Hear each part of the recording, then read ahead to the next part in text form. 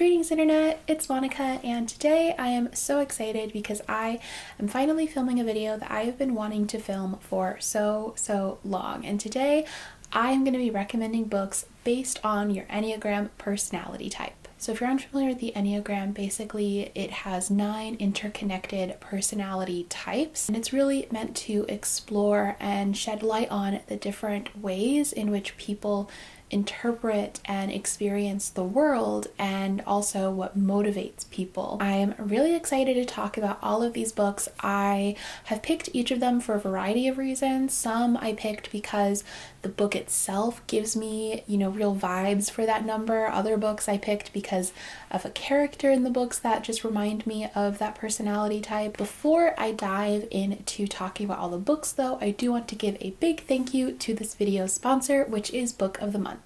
Book of the Month is a popular and fast-growing online book service for readers.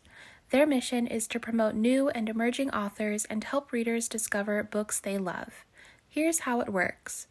Their team vets hundreds of books each month and gives readers their choice from a curated selection of new and early release titles. Plus, they have a fantastic skip policy, where you can skip any month, anytime, and you won't be charged.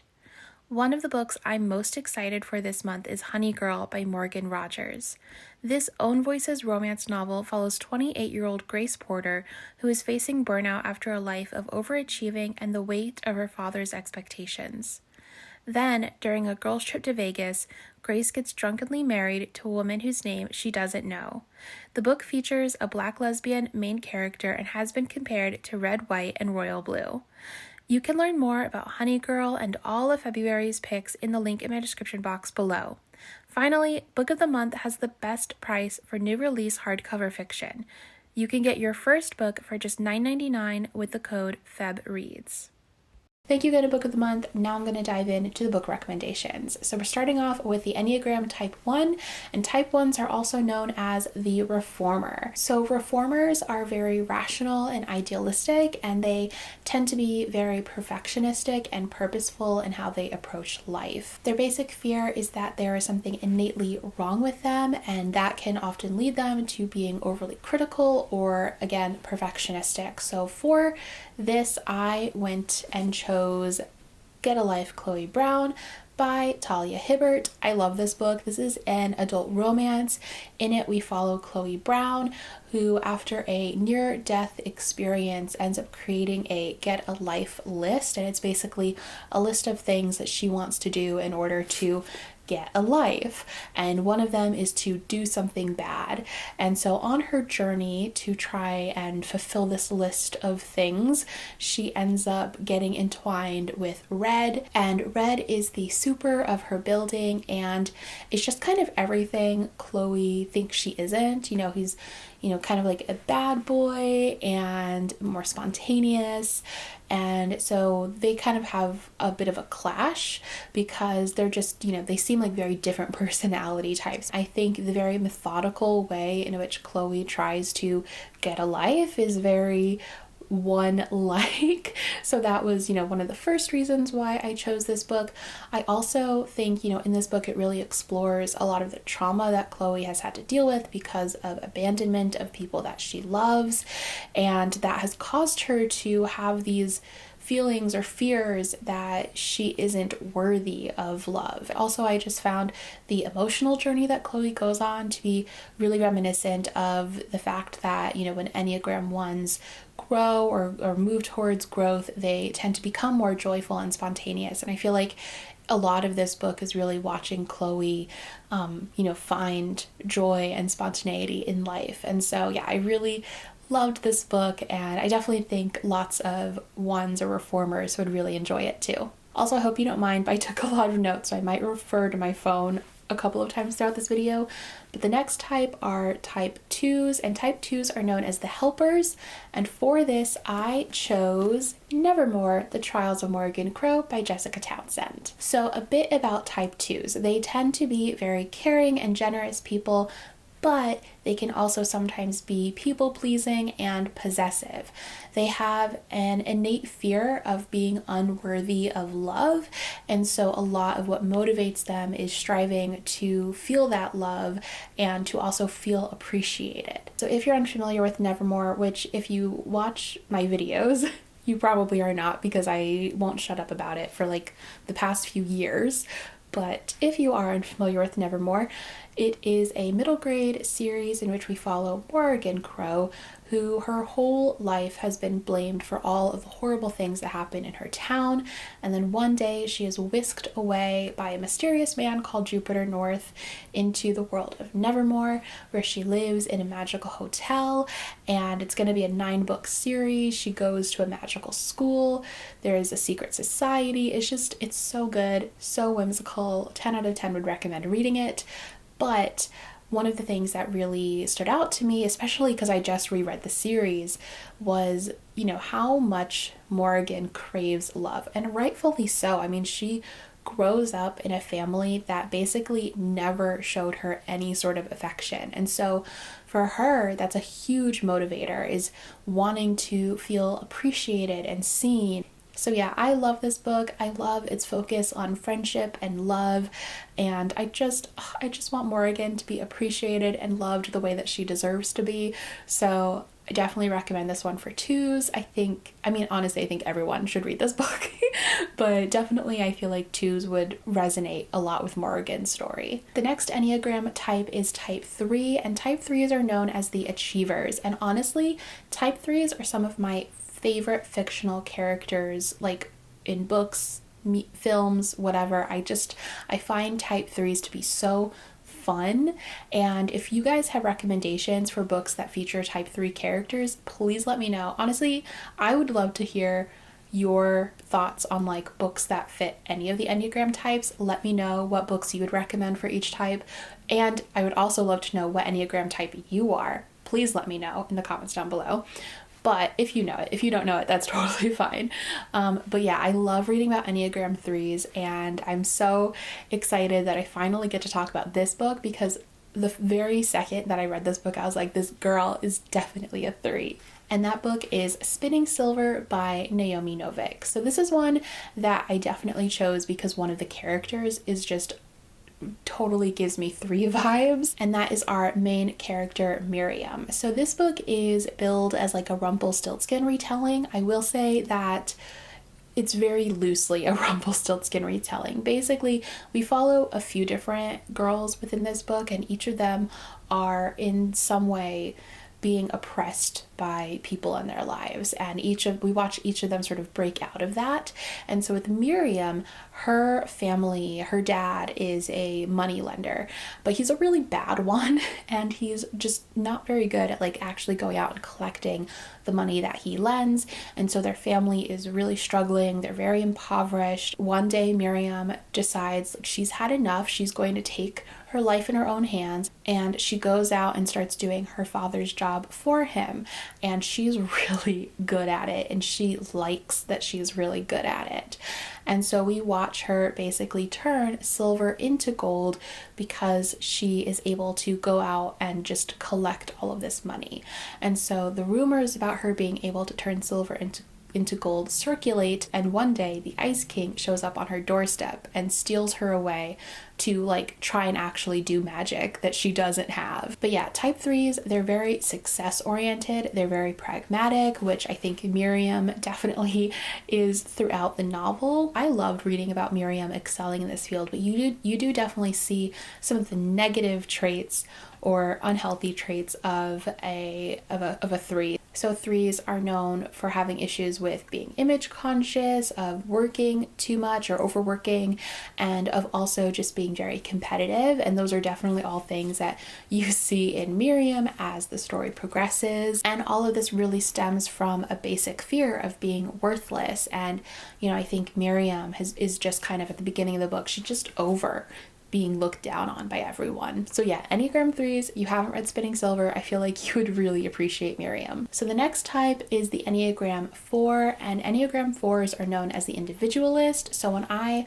was first getting into the Enneagram, I mistyped myself as a 4, honestly, because I was like, I like to wear weird clothes and I like pretty things. Which, like, art can be characteristics of a 4, but is not everything a 4 is. 4s tend to be very sensitive and introspective. They also tend to have a flair for the dramatic and tend to be very gregarious people. This also sometimes translates into being a little self-absorbed and temperamental. 4s also love to surround themselves with beauty and beautiful, like, ideas and thoughts, and a lot of this really stems from a basic fear of not having an identity or personal significance. And so for this book, I feel like this one is just the ultimate Enneagram 4 book, and I went with The Starless Sea by Erin Morgenstern. I feel like this book fits for 4s in a variety of ways. One, the book itself, honestly, like, if a book could be a personality type, I think this book would be a 4. It's just so expressive and dramatic and beautiful. It's, I mean, like, physically it is beautiful, but like the words within it, I just feel like are such Enneagram 4 vibes. But also I think the story itself gives me, or would be something that Enneagram 4s would really appreciate or love to fall into. In it, we follow Zachary Ezra Rollins, who is a college student, and at the beginning of the novel, he finds this really old book, and in it, it depicts like a moment from his actual childhood. But the book was like from the 1800s or something, and he's a modern day kid in college. And so he falls into this world as he's trying to uncover the mystery of why this moment in his life was in this book. And through that, he falls into this like secret underground world and library system. And there's just so much happening in this book. It's very meta. There's lots of story within story and lots of prose that's just there to be pretty and not for anything else, which I love. Some people hate, which is fair. But yeah, I think that experience of finding a moment from your life in a book and having it basically pull you into this whole universe that's been waiting for you, I think that's something all Enneagram 4s would really love. So yeah, definitely would recommend this one for all 4s out there. The next type are type 5s, the investigators. And type 5s tend to be very perceptive and innovative, but they can also be isolated and secretive. So for this type, I chose The Fifth Season by N.K. Jemisin. The basic fear of a type 5 is of being helpless or incapable, and I really think we see that quite frequently in our main characters within The Fifth Season. In this book, we are set in a world where there are just constant natural disasters that just completely decimate communities. And we follow 3 different women, 1 girl, 2 women, and they're each on their own journey, and each of them are very much so isolated. And, you know, I think a lot of that has to do with the world that they live in and, you know, the traumas that they've experienced, but you definitely see how they isolate themselves from others, and also how they are very, very self-reliant and struggle to rely on other people, but also how they are really investigative characters. And I can't really go into more detail than that because I don't want to give anything away about this book because it's such a ride, and the reveals in it are too good for me to give it away. Like in a YouTube video, you just have to read it. But yeah, I definitely got a lot of Enneagram 5 vibes when I was reading this. The next type is type 6, the loyalists. Now, loyalists can be very committed and engaging and responsible, but they can also be very suspicious of other people and anxious. Loyalists have a basic fear of being without support or security from others, and so that's something that they seek out a lot in their relationships. For this type, I went with The Rest of Us Just Live Here by Patrick Ness. Patrick Ness is one of my all-time favorite authors, and this is one of my favorite books by him. In this book, it's set in a world where there are chosen ones, and every year there seems to be a new big villain that the chosen ones have to defeat. However, in this book, we don't follow the chosen ones at all, and we never see the villains.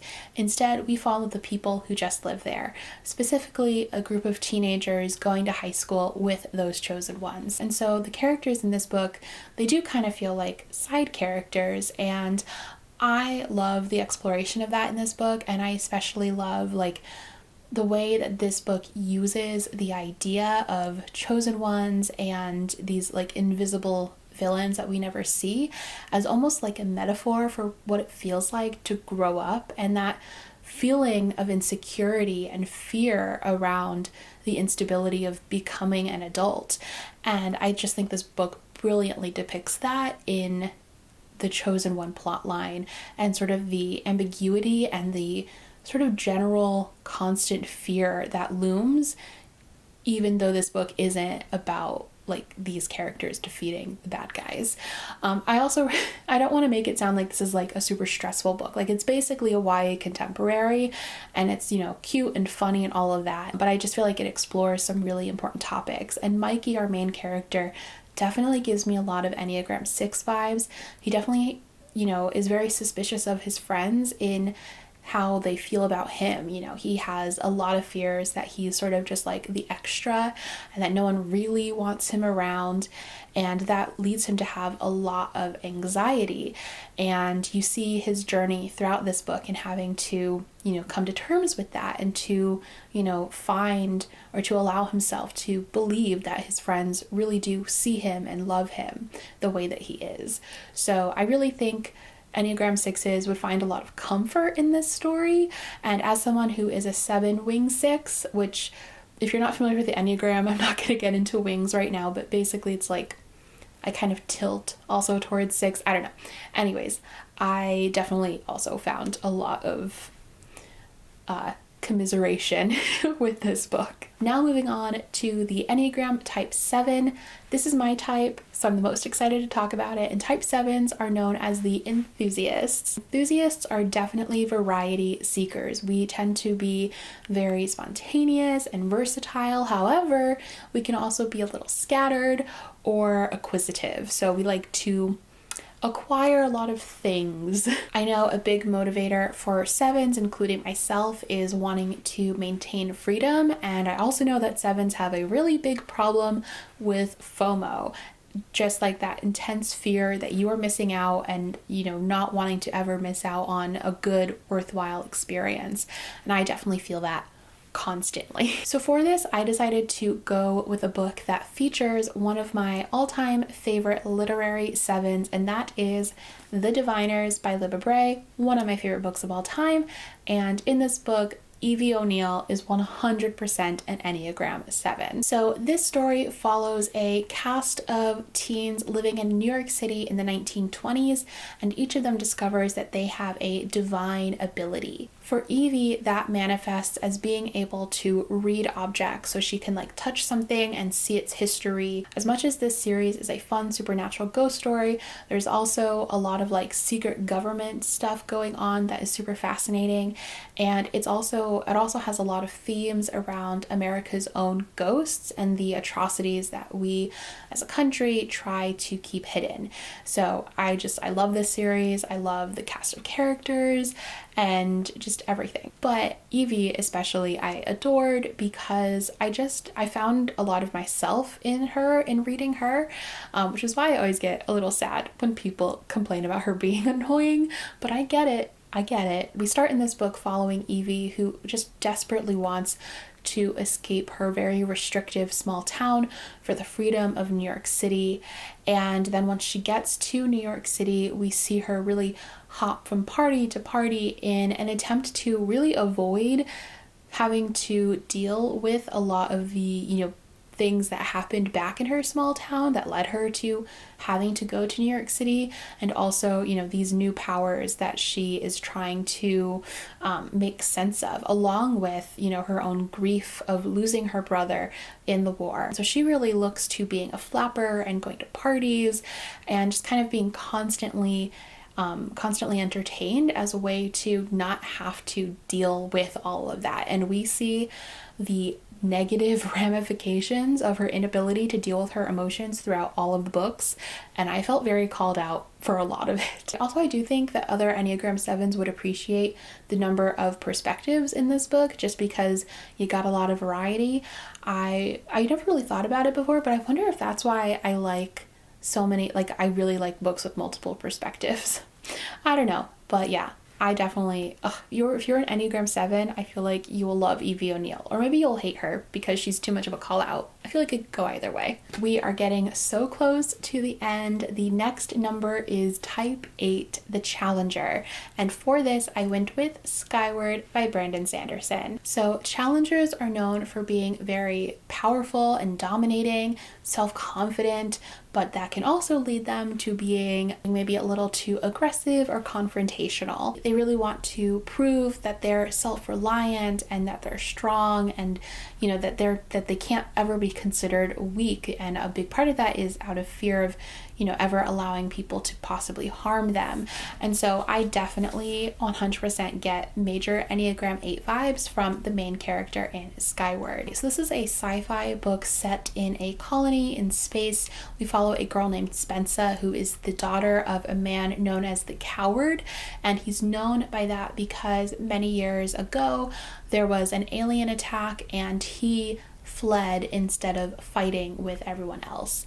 And so this has haunted her family her entire life, and Spensa has built up these walls and this coping mechanism in order to avoid herself feeling weak, and to try and really push back on the idea that her or her family are weak. And so she is very confrontational. She's very in your face. So yeah, I really loved reading from Spensa's perspective. I thought she was really refreshing as a main character. I honestly don't know if I've read a character quite like her, who is so in your face and brash, and I kind of loved that. And I also love the emotional journey that she has to kind of go on, especially around her fear of being weak, and the way that she copes with that, I just think is really interesting. And then lastly, we are on to Type 9, the Peacemaker. Peacemakers tend to be very reassuring and easygoing people. However, they can also be very complacent. They have a very real fear of loss and separation and want to create harmony in their environment. And so for this one, and unfortunately this is the only one that I didn't have a physical copy for, but for this one I went with Save the Date by Morgan Matson, and I 100% think that the main character in this book is a total Type 9, and we really see her go on a Type 9 journey in this book. Basically, this is a contemporary YA book in which our main character is, her whole family is coming back to town, and she grew up, in a big family, in a big house, and she always, very much so romanticized and idealized her childhood. And all of her siblings have gone away to college, and she just wants everyone back together, and they're all coming home because one of her siblings is getting married, and all she wants is for everything to be perfect. However, there is definitely a bit of family drama because one of her siblings doesn't want to come back. They got into a big fight with their parents and just refuses to have a relationship with them. And so this is something that causes a lot of stress and anxiety, and we watch the main character kind of have to deal with that fear and confront it head on, and also be okay with the fact that life is messy and that not everything can be non-confrontational and perfect all the time. And I really loved this book. I just thought it was so charming and fun, and I totally loved falling into this family and their wedding drama. It was really funny, but also had a lot of heart to it, which I feel like Morgan Matson's books always do. So I always recommend checking out Morgan Matson. And my friend Maureen, who is a Type 9, I think Morgan Matson is her favorite author of all time. So I feel like just maybe Type 9 should read all Morgan Matson books. I'm just going to put that out there.